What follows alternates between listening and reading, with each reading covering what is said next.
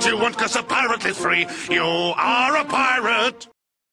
Salut les moussaillons. Alors cette vidéo s'adresse avant tout aux Français, étant donné que la majorité de mon audience est française. Je tiens tout de même à remercier du fond du cœur tous les autres viewers, quelle que soit leur nationalité, parce que quand je vais dans l'analytics, je me remarque qu'il y a pas mal de pays qui me regardent aussi. Le top 5 étant la France, la Belgique, le Canada, le Maroc, la Suisse.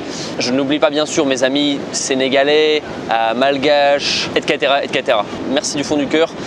C'est grâce à vous que je peux continuer à faire des vidéos, donc merci, franchement ça fait plaisir. Et à ce propos, un petit tip, si tu es français ou francophone, dis-toi que le marché francophone c'est environ 300 millions de personnes. Donc si tu fais du business en ligne, dis-toi que potentiellement tu as moyen de faire quelque chose, quoi. Voilà, je dis ça, je dis rien. Enfin si, je dis ça. Donc je voudrais faire dans cette vidéo un maigre coup de gueule, un petit coup de gueule comme ça contre nous autres Français. Hein. Parce que je pense que dans le monde on est les personnes les plus aidées, les plus assistées. Alors en général quand on parle d'assister, d'assistanat, c'est très mal perçu, c'est quelque chose d'assez péjoratif. Mais c'est vrai, on est vraiment un pays où le système fait tout pour nous aider. Et paradoxalement, on est un des pays, voire le pays où on se plaint le plus. Je te dis ça, alors c'est un cliché qui ressort pas mal. Moi, je peux te le dire, c'est vrai, parce que j'ai été dans environ 30 pays, malgré mon jeune âge, hein, j'ai à peine 30 ans, mais j'étais dans une trentaine de pays déjà. Et c'est vraiment l'image qu'on a de nous, quoi. On est vraiment perçus comme des gens plaintifs, qui sont jamais satisfaits, qui sont jamais contents. Donc je peux te le dire, c'est vrai. Et je pense que ça réside avant tout, avant le fait d'être français, dans la nature humaine, qui fait que plus t'en as, plus t'en veux. Et si tu te rends pas encore compte de tout ce qu'on a en étant français, en tout cas en habitant en France, en étant résident français, eh bien je vais te le rappeler. Alors très bonne chose à savoir, ces avantages qu'on a en étant français, ça peut se dupliquer aussi aux étrangers. Alors il y a certaines conditions, hein. Je crois qu'il faut être notamment résident en France depuis un certain nombre de mois, peut-être 6 mois. Voilà, je connais pas exactement les textes, mais je commence par notamment l'auto-entreprise, devenir auto-entrepreneur. Alors maintenant c'est micro-entrepreneur en France, tu ne trouveras pas de meilleur système pour créer une entreprise. D'autant plus si tu es demandeur d'emploi ou si tu as, alors je sais plus, c'est moins de 25 ans, un truc comme ça, parce que tu devras bénéficier de l'ACRE. L'ACRE, en gros, c'est une réduction de cotisation, parce que pour rappel, comment tu donnes de l'argent à l'État quand tu es entrepreneur, parce qu'il faut bien donner de l'argent à l'État, hein, enfin, c'est comme ça, c'est basé sur ton chiffre d'affaires, c'est-à-dire les revenus que tu engranges. Et il y a un taux qui est appliqué, alors un taux qui est environ 25%, en gros tu donnes voilà, un quart de tes revenus à l'État, et quand tu bénéficies de l'ACRE, donc l'ACRE, je ne sais jamais comment s'écrit, je crois que c'est ACCRE, tu peux faire tes recherches, eh bien tu as un abattement énorme, tu passes de 25% à 5% environ, tu vois, donc c'est un avantage énorme.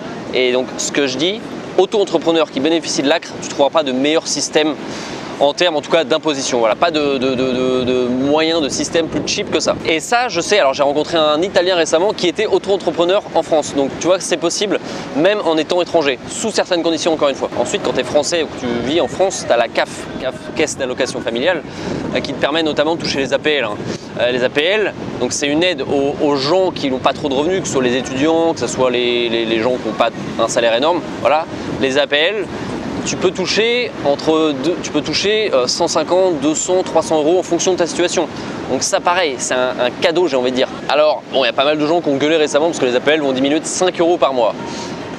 Les étudiants notamment. Alors j'ai envie de te dire, si tu es étudiant et que tu gueules et que tu ne travailles pas du tout, bah, tu fais un jour de travail au McDo en une année, tu amortis cette diminution de 5 euros. Voilà, un jour de McDo dans l'année, c'est tout. Ensuite en France on l'oublie, mais l'école publique est gratuite, qui fait qu'entre 5-6 ans et potentiellement 23-24 ans, tu peux ne rien payer, hors frais d'administration. Il y a toujours des frais un petit peu obligatoires, mais tu ne paieras pas ta scolarité.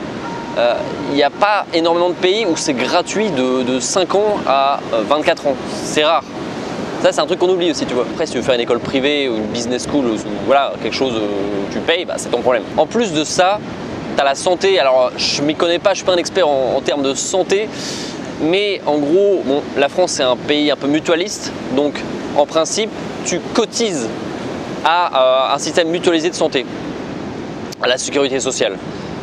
Et Sauf erreur de ma part, en France, je pense pas qu'on te laisse dans la merde si par exemple tu as besoin de te faire une opération. Alors à part si vraiment t'as pas de domiciliation, si t'es SDF, je pense que c'est peut-être un peu compliqué là. Mais en principe, tu as toujours une couverture quelle que soit ta situation en France. C'est un pays où on te laisse pas dans la merde. Enfin, on laisse vraiment très peu de gens sur le carreau. Et parmi les gens qui sont laissés sur le carreau, il y en a souvent, il y en a de temps en temps qui le souhaitent aussi. Enfin, après, voilà. Donc c'est quelques avantages que je souhaitais rappeler, qu'on oublie souvent. Après, je pense qu'en France, comme je te le disais, on a une mentalité de loser, de perdant tout simplement. Je pense qu'on est conditionné à être défaitiste, à être plaintif.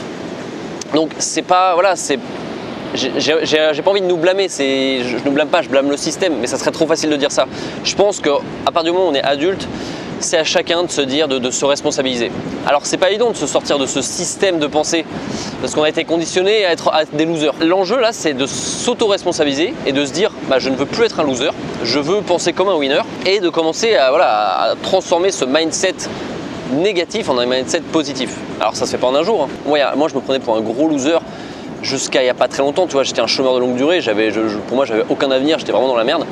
Et là, je me retrouve à Bali, bon il fait pas très beau aujourd'hui, mais sur une plage, à te raconter ma life en gagnant de l'argent avec mon business. Voilà, pourquoi? Parce que j'ai décidé de m'extraire de ce système de pensée qui est ultra défaitiste. Et si moi je peux le faire, n'importe qui peut le faire, voilà, il n'y a pas de souci. Je te laisse méditer là-dessus, Moussaillon. Je vais aller récupérer mon navire qui est accosté là-bas. Tu prends soin de toi, tu travailles bien, tu es productif. Je ne te dis pas à demain, mais à plus tard. Si c'est pas déjà fait, lance ton business. Ciao!